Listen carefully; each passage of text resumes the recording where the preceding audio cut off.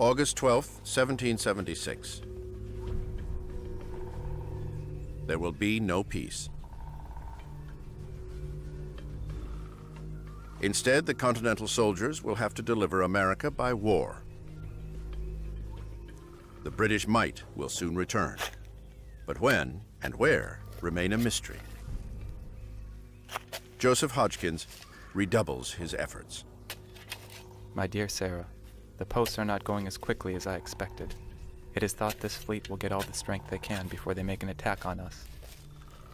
But we are awaiting and expecting them every day. Joseph Hodgkins. This will be a different scale of warfare than these soldiers have ever known. On the eve of battle, some sit down to prepare their wills, aware that their first real battle with the British may also be their last.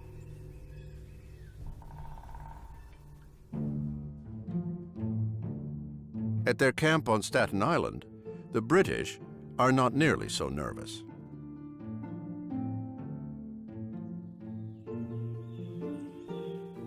Sure that victory is near, they bide their time enjoying the fruits of the American continent. The fair nymphs of this isle are in wonderful tribulation, as the fresh meat our men have got here has made them as riders as satyrs. A girl cannot step into the bushes to pluck a rose without running the most imminent risk of being ravished. Lord Rawdon, British officer. Their leader also takes full advantage of his time. Having taken one of his officers' wives for a lover, General William Howe lets the days slip by in his private conquests. George Washington can afford no such pleasures. Back in Manhattan, the general is losing his famous cool. As he waits, he guesses and second guesses every plan and every defense. He too is about to face the biggest battle of his life, and it will not be on his terms. It is the British who are running this show.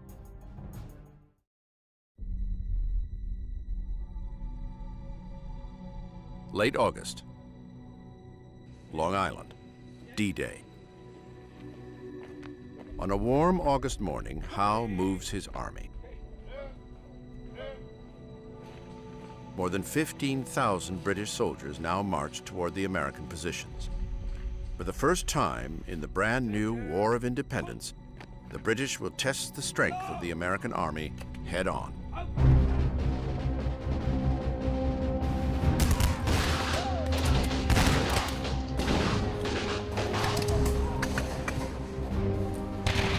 The British attacked first, with two columns taking the Continentals in a frontal assault.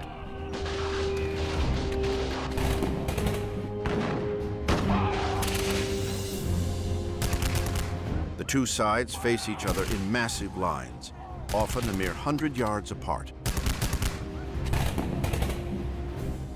They gave everybody a couple of tots of rum just to get them liquored up enough to do this. And the Americans didn't have that discipline. They didn't know it. This is European-style warfare. For nearly all the Continentals, it is their first taste of it. A person in the 20th or 21st century looks at those linear battle formations of the 18th century as they seem to be struck by the stupidity of these things. But really, these tactics and these formations are predicated upon the state of technology at the time.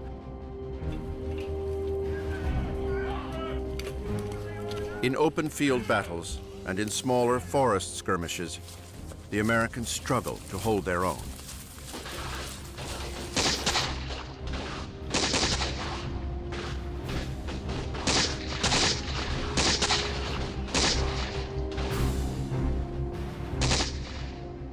What they don't know is that they are fighting a decoy. The bulk of Howe's army is actually a third flank, marching out and around the American forces. Washington has not prepared for this. By 10 a.m., the British break through the rear ranks and devastate the lines of the Continental Army.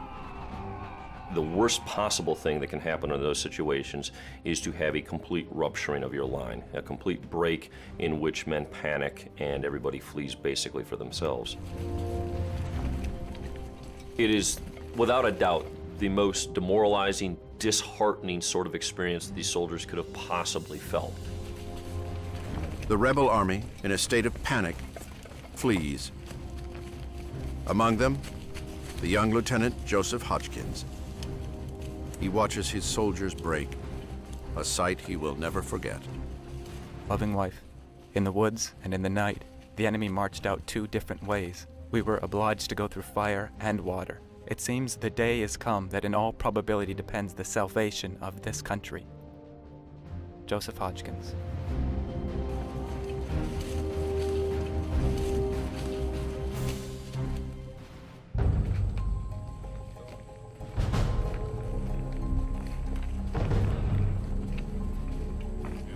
The army straggles back, minus the 300 dead and 1,000 captured.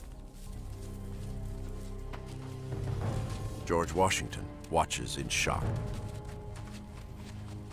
His army had not withstood the battle.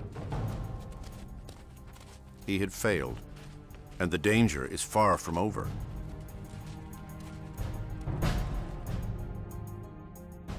At Brooklyn Heights, the army is trapped on all sides. The British Navy commands the waterways to the west. From the east and south, Howe's army closes in on the shattered Continental defenses. All looks lost, but the end would not come just yet. In a last effort to save his army, Washington orders an immediate retreat to start at nightfall.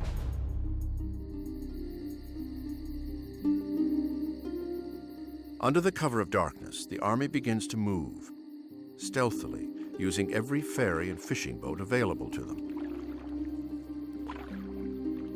All through the night, soldiers are ferried across a narrow slip between Brooklyn and Manhattan.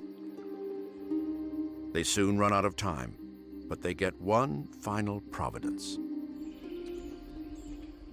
As morning breaks, a strange and eerie fog sets in over New York Harbor, engulfing the area in a near blackout.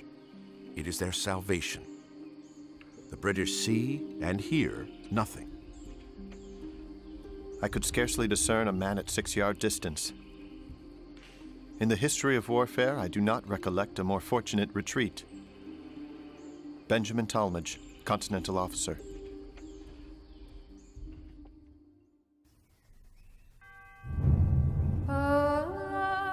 When the fog lifts, the British are met with an empty camp. The Continental Army, just hours before on the verge of defeat, has vanished overnight. The failure to capture them and to really put a stop to the war by rounding up the rebel forces really was perhaps one of the greatest blunders of the war, because it was in New York with the greatest armada, the greatest number of men that they had at any time during those 8 years. The British lost their best opportunity to win the war at a stroke.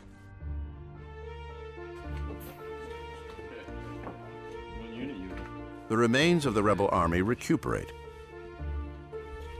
Dispirited and defeated, they can only wonder what will happen next. Having made it off of Long Island with the others, Lieutenant Joseph Hodgkins now has a moment to communicate with his wife, Sarah. Her words are those of many back home across the colonies, a mixture of immediate fears and distant hopes. My dear husband, I desire to be thankful that you have got off of Long Island. I think things look very dark on our side, but it has been observed that man's extremity was God's opportunity. Sarah Hodgkins.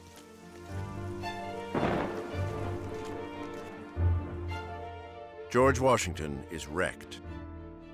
He has come within inches of losing his entire army, and along with it, the cause of independence.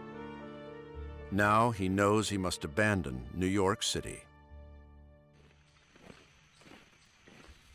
The Continental Army is in no shape to fight again. They leave the city and go north along Manhattan Island. A few months ago, they were being treated as heroes. Now they are in full retreat.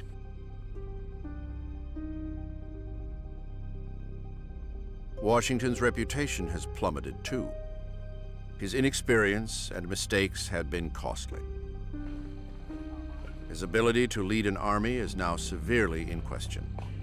Soon, he will receive challenges from within his own ranks.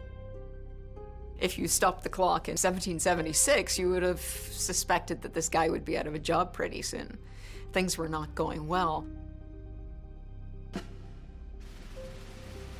The dream of a new world, Thomas Paine's vision, seems more remote with each step.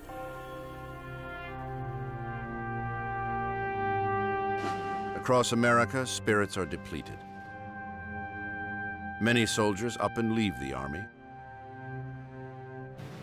Others, like Joseph Hodgkins, face the choice: stay and fight, or return to their homes, perhaps as British subjects evermore.